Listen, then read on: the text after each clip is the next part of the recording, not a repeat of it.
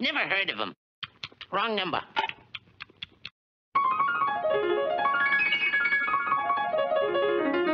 Figaro, Figaro.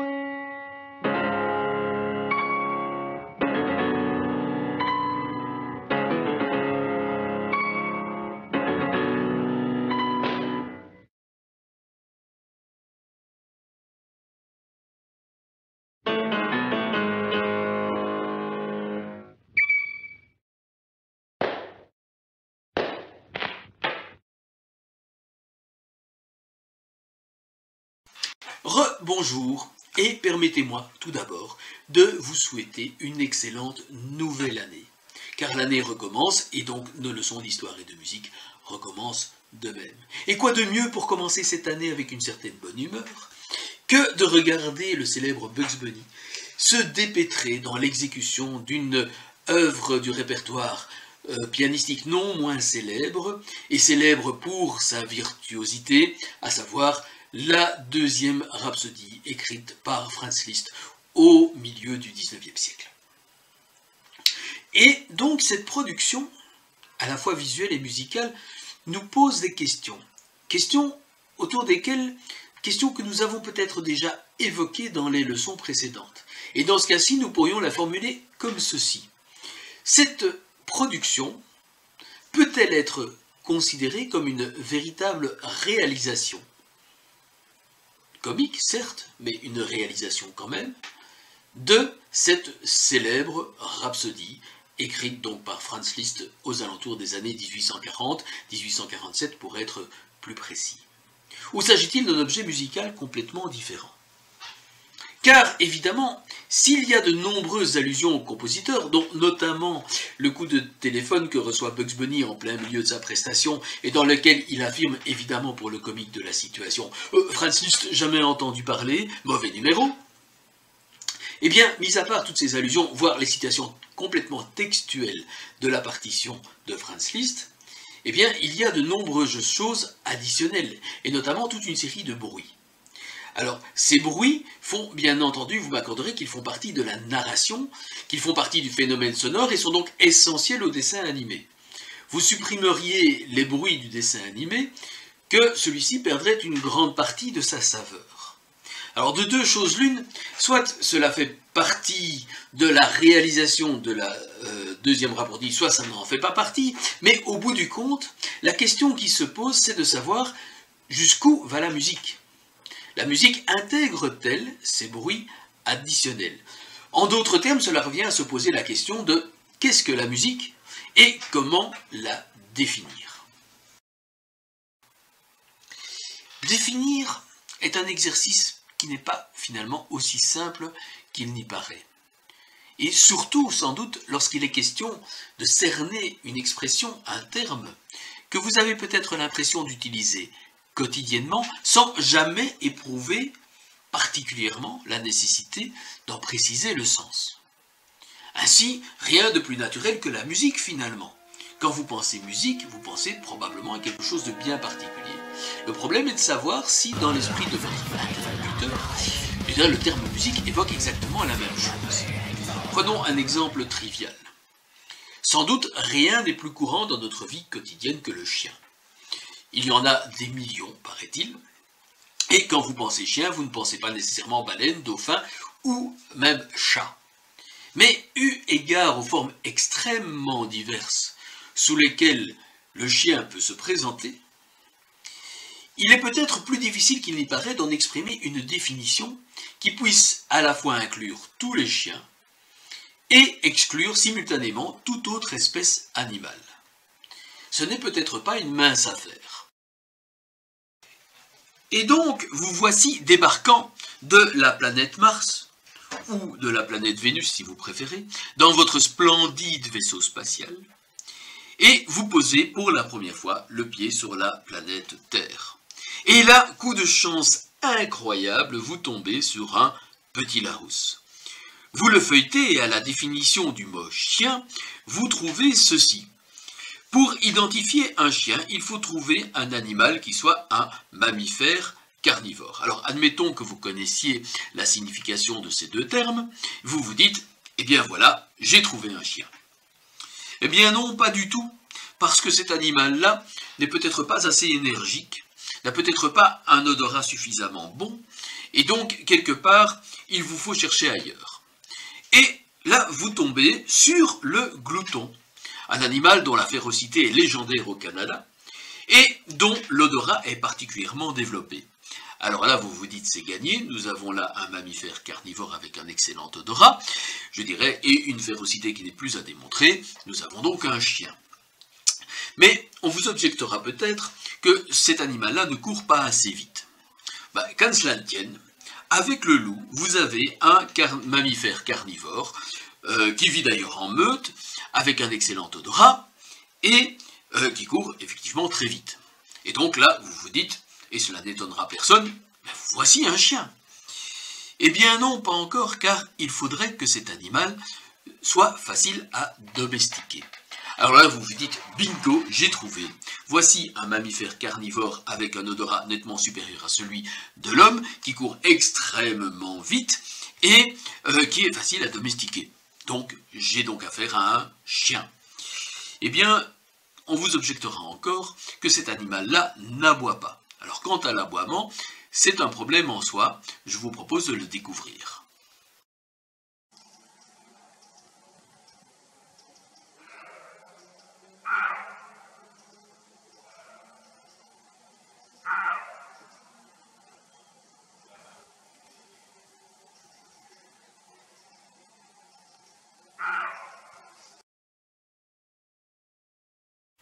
L'animal que vous venez de voir n'est effectivement pas un chien. Pourtant, son cri est d'autant plus surprenant quand vous vous baladez en montagne qu'il ressemble effectivement de loin à un aboiement. C'est l'aboiement du chevreuil. Donc voici un véritable chien. Ginger, talk to me. Really? But what else? No. Really? And then what? Whoa, what happened next? Oh? And then what did you do? What? Wow, really? But what else? Oh, you don't know? That's all? What? Sans être biologiste, il me semble qu'il doit être possible de trouver des mammifères carnivores dotés d'un excellent odorat et d'une course rapide, aussi bien que des chiens dont l'odorat pourrait être relatif et la course assez lente. Il faudrait bien sûr que nous définissions ce qu'est un excellent odorat et une course rapide. Et quant à l'aboiement, il mériterait peut-être un chapitre spécial. Car si nous comparions sans les voir les cris du chevreuil et ceux du basenji, il n'est pas évident que nous n'identifierions pas les premiers comme ceux d'un chien et les seconds, eh bien, comme ce qu'il vous plaira d'imaginer. Les biologistes ont certainement, eux, des manières de définir le chien bien plus précises. Le problème, c'est qu'elles ne sont sans doute pas à la portée du premier venu.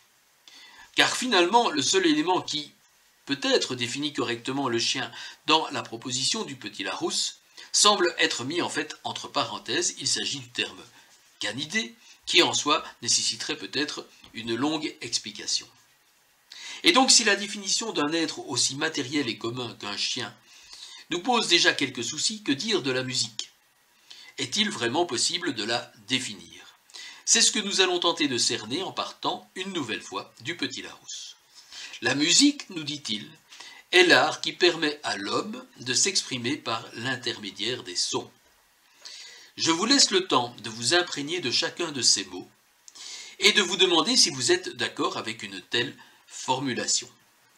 En attendant, je vous propose un extrait de film déjà ancien et qui pourrait bien alimenter votre réflexion.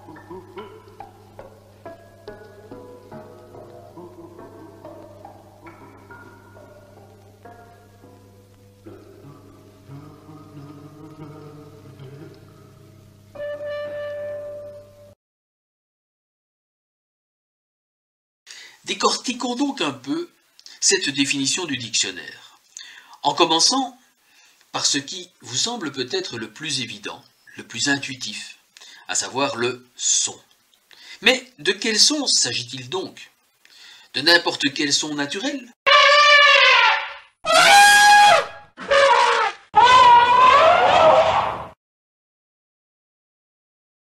Ou seulement d'une sélection parmi tous les sons de la nature, parmi toutes les vibrations de la nature, de ceux qu'il est d'usage de qualifier de musicaux, entre guillemets, sans qu'il soit véritablement possible de les définir physiquement.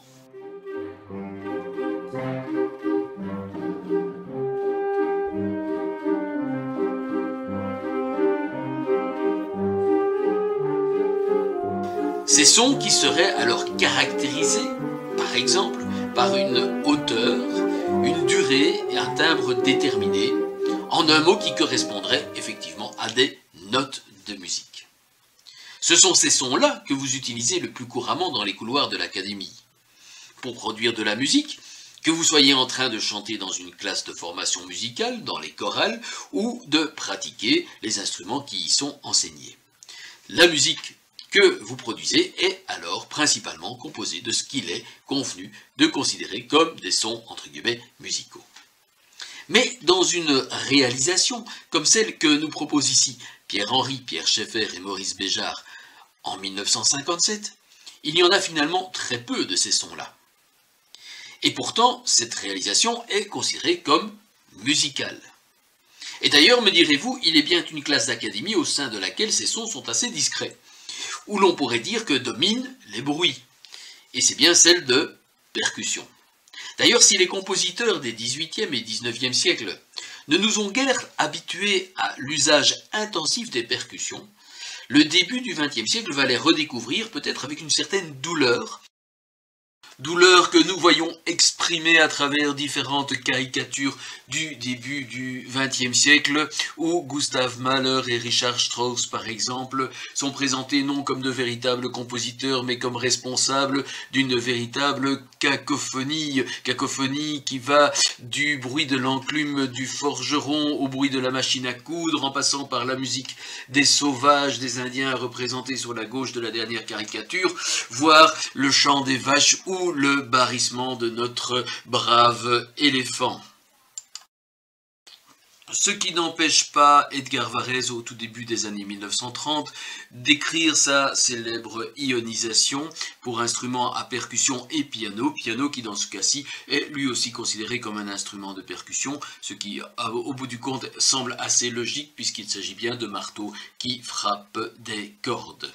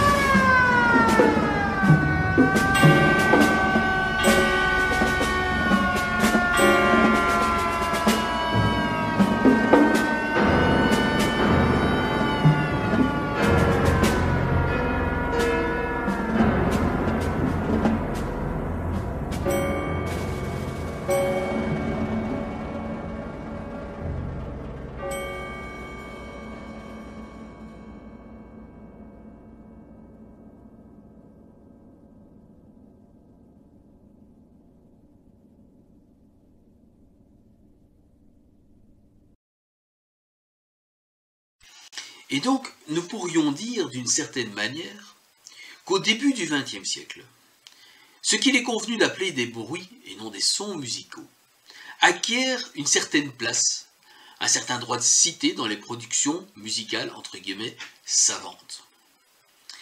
Et cette place va permettre à des gens comme John Cage, dans les années 1950, de poser des questions assez fondamentales, questions qui nous renvoient directement à notre essai de définition de la musique. À savoir, si vous passez devant un conservatoire, dont les fenêtres sont ouvertes, eh bien, vous allez entendre une multitude de sons, peut-être tous musicaux, mais qui provoquent une certaine cacophonie. Alors, John Cage pose la question, qu'est-ce qui est le plus musical? La cacophonie qui sort des fenêtres du conservatoire ou le bruit du camion qui passe devant ce même conservatoire? La question mérite d'être posée et mène directement à ce qu'on pourrait appeler la composition d'une pièce dont la portée est sans doute plus philosophique que purement musicale, à savoir les célèbres 4 minutes 33, pendant lesquelles, eh bien, il faut bien le dire, le soliste ne joue pas. Et pendant la première audition de, si on peut appeler ça comme ça, de cette pièce, il semble que les fenêtres de la salle de concert aient été ouvertes, ce qui permettait au public, effectivement, de percevoir les bruits extérieurs. Ce que cette pièce demande au public, c'est non simplement de les percevoir, mais effectivement de les projeter dans une sorte d'écoute active, personnelle.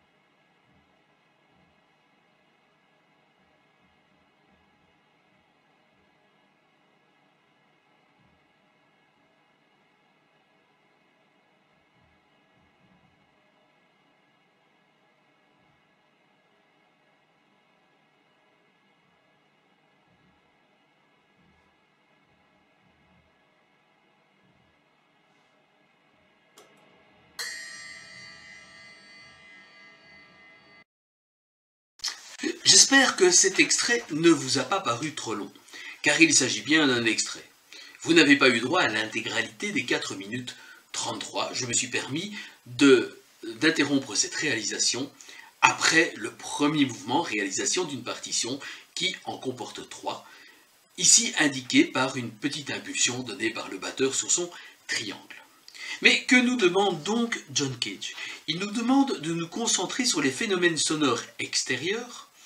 Souvent, mais effectivement, je dirais, s'il n'y a pas de réalisation musicale conventionnelle, souvent une série de bruits plus ou moins aléatoires, de les intégrer et d'en construire finalement intérieurement une sorte d'audition musicale.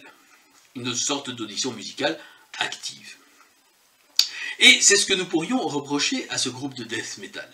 C'est d'avoir cru bon de s'enfermer dans un studio dont les murs lourds, épais et isolants confinent les bruits extérieurs hors de notre portée et nous empêchent finalement de les percevoir. Car si nous pouvons percevoir quelques interférences électroniques, voir les mouvements des musiciens dont certains ont l'air de suivre intérieurement une sorte de mesure, nous n'avons pas beaucoup de bruits extérieurs à nous mettre sous les oreilles, dirons-nous.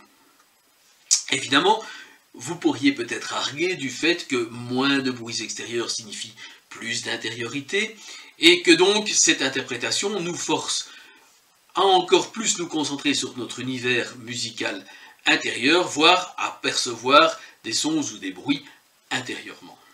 Mais je pense que ce n'était pas l'idée fondamentale de John Cage. Son idée n'était sans doute pas de nous plonger dans le silence.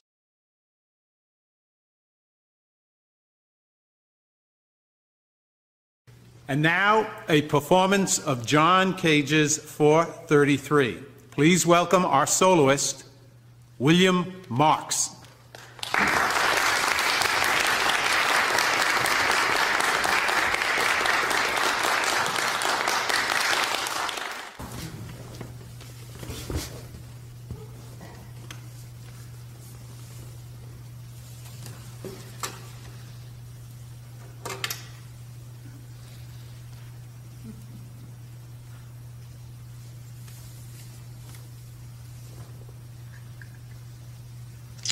J'espère tout d'abord que vous m'excuserez de parler pendant la réalisation de ce pianiste, mais vous imaginerez sans peine qu'il existe nombre de versions et de réalisations différentes de cette œuvre musicale écrite ou non écrite par John Cage, à vous de voir, dans les années 1950. La plus traditionnelle des réalisations se passe au piano. Et là, je dirais, cette vidéo nous présente une réalisation, tout ce qu'il y a de plus traditionnel. On peut lui reprocher peut-être le même reproche que nous avons adressé au groupe de death metal précédent, à savoir, ceci se passe dans une salle de concert complètement fermée, les bruits extérieurs n'y pénètrent pas. Néanmoins, nous avons les bruits du public dans ce cas-ci. Et nous pouvons aisément distinguer la toux discrète ou non du spectateur qui commence à s'ennuyer, voire le gloussement de spectateur qui prend cette pièce uniquement pour une plaisanterie musicale. Mais dans ce cas-ci, ce qui semble totalement important, d'une part, mis à part le cérémonial du concert de musique, du récital de piano des années 1950, c'est aussi la présence de l'écrit. Le pianiste prend soin de déposer sur le lutrin la partition de John Cage. Parce que John Cage se place effectivement dans une tradition de musique écrite où l'écrit légitimise l'existence même de l'œuvre musicale. À l'opposé, nos musiciens de death metal ont choisi une option radicalement différente. Ils ont choisi de réaliser cette partition en l'absence de la partition, c'est-à-dire, nous pourrions dire, de mémoire. Et justement, vous m'objecterez peut-être que, pourquoi pas, voilà une partition qui ne doit pas être bien compliquée à retenir. Justement, vous avez pu constater par vous-même à quel point le pianiste professionnel engagé pour réaliser cette pièce dans le cadre d'un concert tout à fait officiel, pianiste sans doute surentraîné a réalisé de mémoire, en l'absence de la partition, des écrits bien plus complexes, bien plus difficiles à retenir que cette œuvre de John Cage, à quel point ce pianiste prend la peine de poser religieusement la partition sur le lutrin et même de chausser ses lunettes. C'est dire à quel point il pense que la présence de la partition est essentielle dans la démarche de John Cage en 1952.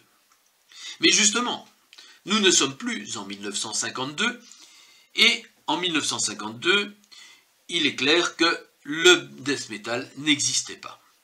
Et donc, en transplantant cette partition dans leur propre univers musical, ces musiciens, ces jeunes musiciens, doivent bien prendre quelques libertés, sont bien obligés de prendre quelques libertés. Pourquoi? Mais il faut bien reconnaître que dans l'univers du métal, la partition n'a pas cette importance démesurée qu'on lui accorde dans l'univers entre guillemets classique, dans cet univers que fréquentait John Cage en 1952, et de cet univers qui perdure encore aujourd'hui dans un respect presque absolu de la partition musicale, de l'écrit musical. Par contre, ce qui a une importance fondamentale dans le métal, certainement depuis les années 80, c'est le volume sonore. Effectivement, si jamais vous vous êtes rendu à un concert de métal, le volume sonore y est presque, nous pourrions dire, tonitruant. Et donc, en plongeant leur public, non dans ce bain sonore tonitruant dont les métalleux ont l'habitude, mais au contraire dans une sorte de silence, ne pourrions-nous dire qu'ils font en fait, qu'ils transposent dans leur propre univers la démarche de John Cage? Que faisait John Cage? À un public habitué à ce qu'on lui réalise des partitions remplies de notes, il propose la réalisation d'une partition où il n'y en a aucune. Je vous laisse réfléchir à la pertinence de cette démarche. We are one! Nemesis!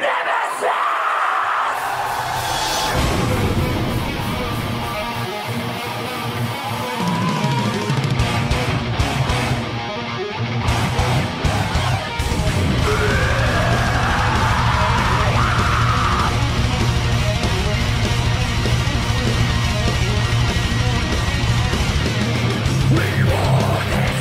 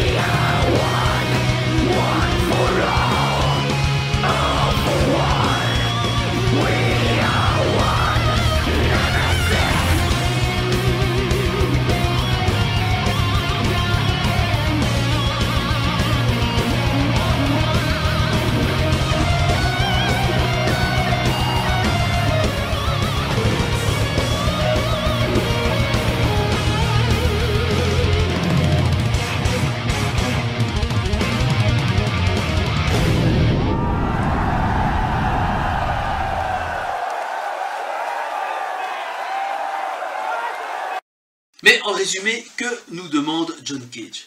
John Cage nous demande en fait de nous concentrer sur un phénomène sonore extérieur. C'est ce que nous faisons quand nous écoutons une pièce musicale conventionnelle. Dans une pièce musicale conventionnelle, il y a un phénomène sonore que nous intégrons dans notre propre perception et qui, effectivement, évoque en nous des réactions qui ne sont pas celles du voisin. Eh bien, il vous demande de faire la même chose sur des phénomènes sonores qui ne sont peut-être pas organisés de manière aussi évidente par un musicien attitré. De ce point de vue-là, il vous pose de nouveau la question de la définition de la musique. Dans ce cas-là, si vous parvenez à intégrer intérieurement et à organiser les bruits extérieurs de façon purement musicale, cela signifie que l'œuvre musicale en elle-même n'est pas à l'extérieur, mais à l'intérieur de vous-même. Et donc que l'œuvre musicale n'existe pas véritablement dans la production du musicien, mais dans la perception du public.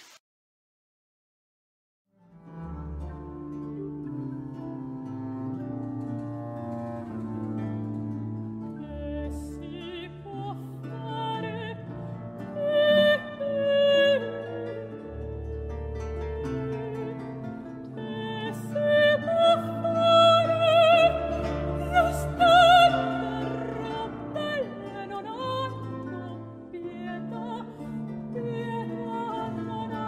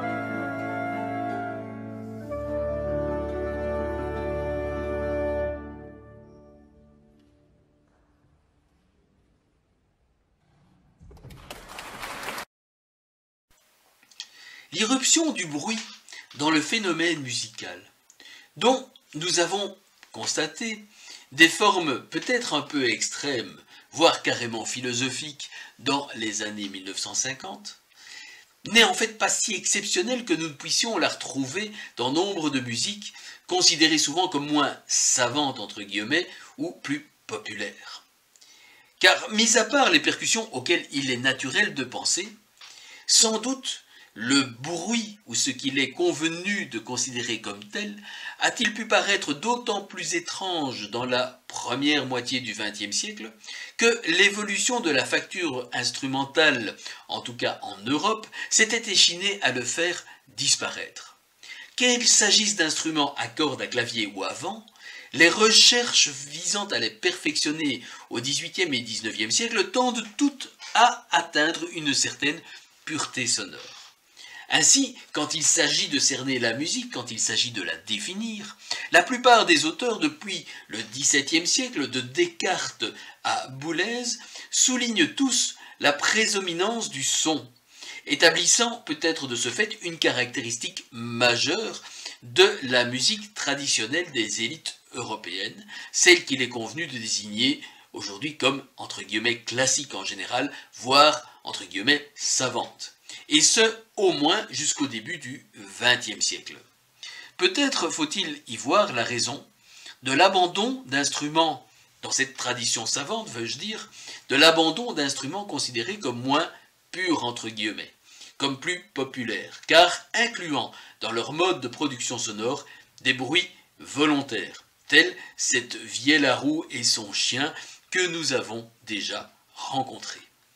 A une corde très particulière qui s'appelle le chien. En fait, c'est un bourdon, pour appeler la pédale. Un bourdon ou un chien? C'est un bourdon qui a du chien. Ah, bourdon qui a du chien, c'est-à-dire une note tenue. Donc c'est la corde la plus haute. Enfin, c'est celle-ci qui se trouve donc en haut de mon instrument. D'accord. Et en fait, le petit bzz, bzz, bzz, qui est vraiment typique de mon instrument, est réalisé grâce à ce petit morceau de bois qu'on appelle le chien, qui a un nez, qui a une truffe, et en fait qui vibre sur la table de mon instrument en fonction des coups de poignet que je vais donner. Car je ne fais pas simplement que tourner la manivelle comme un orgue de barbarie. J'ai toute une technique d'archet et d'arrêt dans le tour de roue qui donne ce bzz bzz bzz.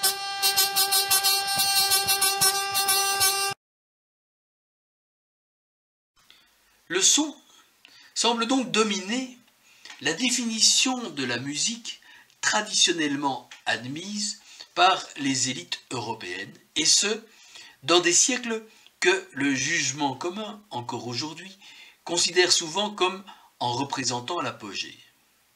René Descartes est peut-être le premier à insister sur ce point. Il affirme dès 1618 que l'objet de la musique est le son. Donc la musique se concentre en fait sur l'organisation des sons.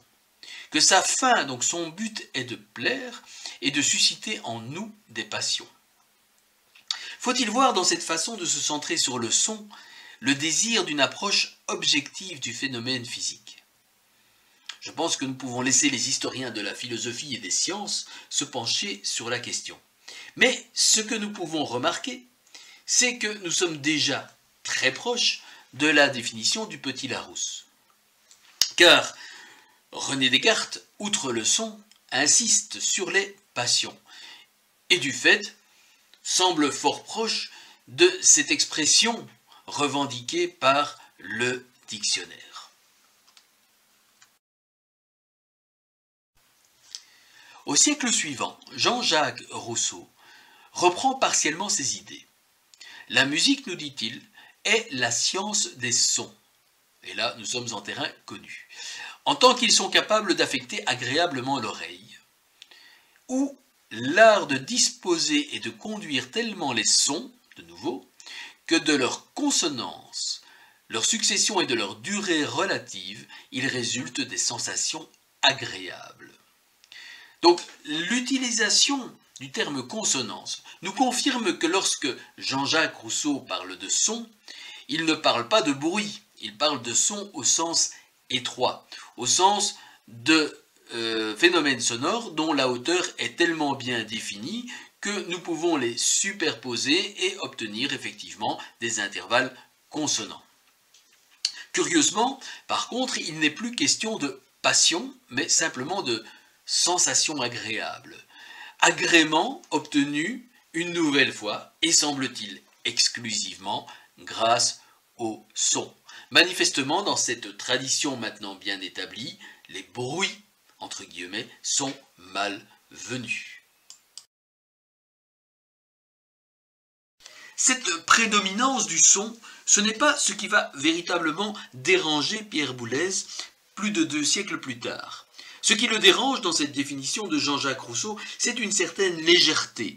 Une légèreté qu'il attribue à la fin du XVIIIe siècle français, marquée selon lui par un certain hédonisme précieux et courtisan. Pour lui, cela sent fortement la bergerie. Et d'ailleurs, si on la soumettait, ce n'est pas la faute du XVIIIe siècle, parce que si on la soumettait à Jean-Sébastien Bach, le génie du XVIIIe siècle, le génie sérieux et germanique, eh bien, il pense que cette définition le ferait beaucoup rire, en dépit d'une presque coïncidence dans le temps. Et d'ailleurs, il trouve qu'on pourrait bien plus simplement définir la musique, quoique je n'ai pas trouvé personnellement la définition de Jean-Jacques Rousseau très compliquée, mais il dit qu'on pourrait simplement définir la musique comme un art de sélectionner les sons, à nouveau, et de les mettre en relation les uns avec les autres. Sauf qu'en disant cela, affirme-t-il, on ne définit pas la musique, on décrit une certaine activité artisanale, et manifestement dans son esprit, la musique, ça va beaucoup plus loin que l'artisanat. Et dans ce cadre, la référence à Jean-Sébastien Bach n'est bien sûr pas innocente, car le compositeur oppose ici un philosophe, Rousseau, musicien souvent considéré comme simple amateur, au nom le plus célèbre de la tradition musicale occidentale, celui dont les compositions constituent depuis longtemps une référence en matière de complexité et de maîtrise, ceci au moins depuis le milieu du XIXe siècle. Et Pierre Boulez de rajouter que sélectionner les sons et les mettre en relation n'est pas suffisant pour faire de la musique. Effectivement, Jean-Jacques Rousseau nous disait qu'il fallait que ce soit agréable. Et bien finalement, ne serait-ce pas ces sensations agréables qui dérange le plus Pierre Boulez? Cette expression bien trop légère, bien trop bergerie, pour cet auteur très conscient de son propre sérieux et dont les consonances ne constituent, à vrai dire, pas vraiment la tasse de thé.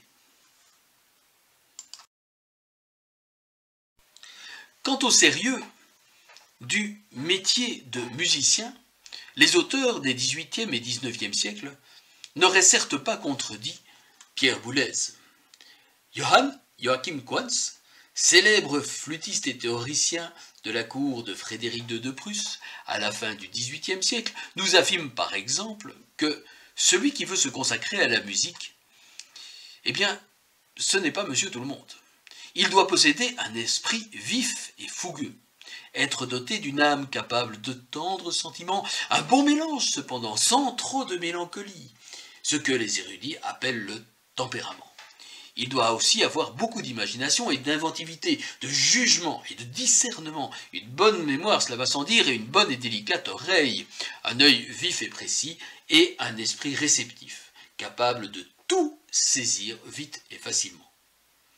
Eh bien, effectivement, on peut dire qu'il rajoute, sans fausse modestie, ce que Pierre Boulez hésitait peut-être à formuler, les éminentes qualités du entre guillemets, véritable musicien. Intelligence, vivacité, sensibilité, jugement, discernement, équilibre, excusez du peu. Moins d'un siècle plus tard, on attribue à Hector Berlioz cette formule un peu curieuse, qui, tout compte fait, contribue à souligner la particularité supposée du tempérament musical. La musique, nous dit-il, est l'art d'émouvoir par les sons, une nouvelle fois, des êtres doués d'une organisation spéciale. Alors cela, c'est très spécial, justement, parce qu'il fait de la musique un art nécessitant une organisation tout à fait particulière. Le musicien a déjà été défini comme un être exceptionnel, notamment par Johann Joachim Quantz. Mais ici, il ne peut donc être compris que par un public, lui aussi, doué d'une personnalité tout à fait particulière, d'une organisation spéciale. En d'autres termes, le musicien être exceptionnel ne s'adresse pas à n'importe qui. Voici justifié, avec un certain orgueil de classe, une césure entre musique entre guillemets savante et musique plus populaire. Sans véritablement renoncer à cet élitisme, le XXe siècle finit quand même par s'interroger et un petit peu se lasser. Les sons lui semblent fort limitatifs. Edgar Varèse, que nous avons déjà rencontré, élargit donc le concept sonore à de nouvelles vibrations. Il rêve de nouveaux moyens d'expression. Nouveaux moyens d'expression qui, en ce début du XXe siècle, seront peut-être apportés par la science. La science est seule peut-être à pouvoir infuser une nouvelle sève, une sève adolescente à une musique qui en a bien besoin.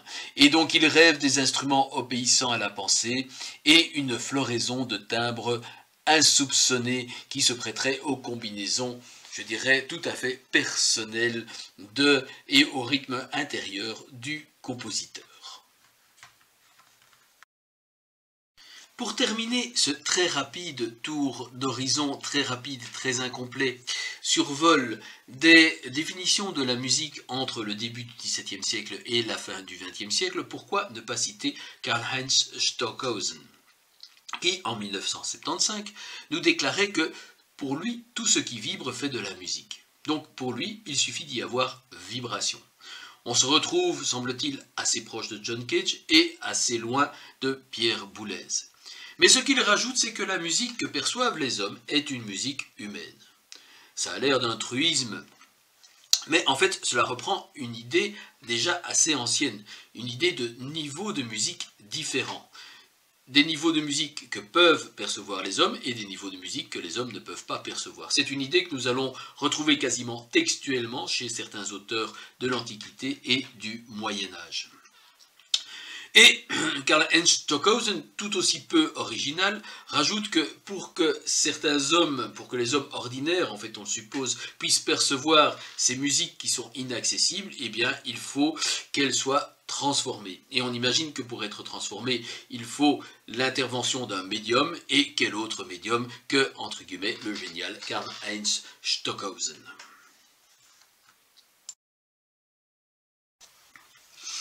Et la conclusion que nous pourrions en tirer, la morale de l'histoire finalement, c'est que la définition de la musique semble plus dépendre de l'environnement culturel où on l'a formulée que de la réalité même de son phénomène sonore.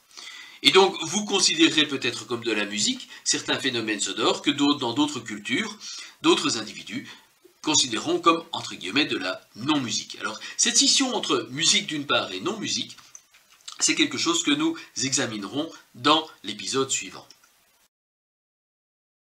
Cependant, avant de nous quitter, je vous propose comme chaque semaine des extraits musicaux. Le premier d'entre eux, d'ailleurs, peut-être ne serez-vous pas tout à fait d'accord pour le considérer comme tel. C'est un extrait tiré d'une production toute récente des Halles de Schaerbeek, et elle m'a semblé tout à fait intéressante parce qu'elle semble illustrer tout exprès la question de John Cage que nous avons évoquée plus haut. Car si par hasard vous passiez près d'un conservatoire dont les fenêtres seraient ouvertes, rappelez-vous que John Cage vous demandait « Que trouveriez-vous le plus musical ?» La cacophonie de sons éventuellement musicaux qui en émanerait, ou le bruit d'un camion qui passerait éventuellement devant le conservatoire en question.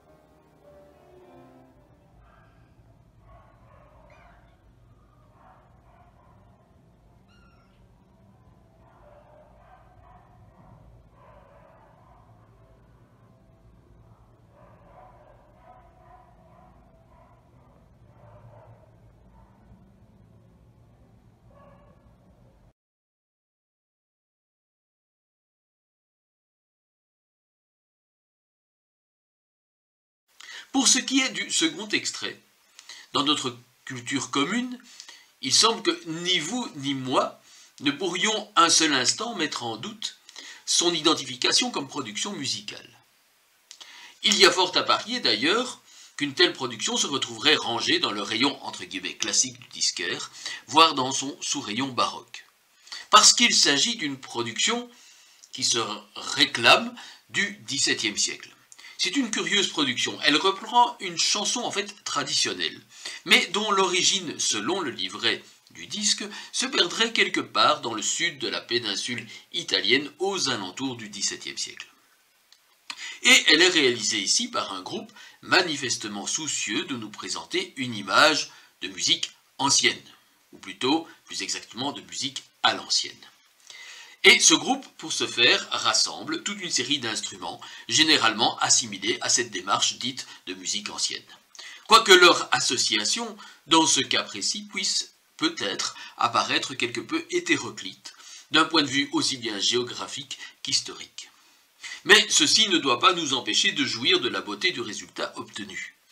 Peut-être, à la limite, cette remarque nous fait-elle prendre conscience qu'il ne s'agit pas là de musique ancienne, cet oxymore dont nous avons déjà plus ou moins décortiqué le sens, mais tout simplement de musique contemporaine. Je vous souhaite une excellente semaine.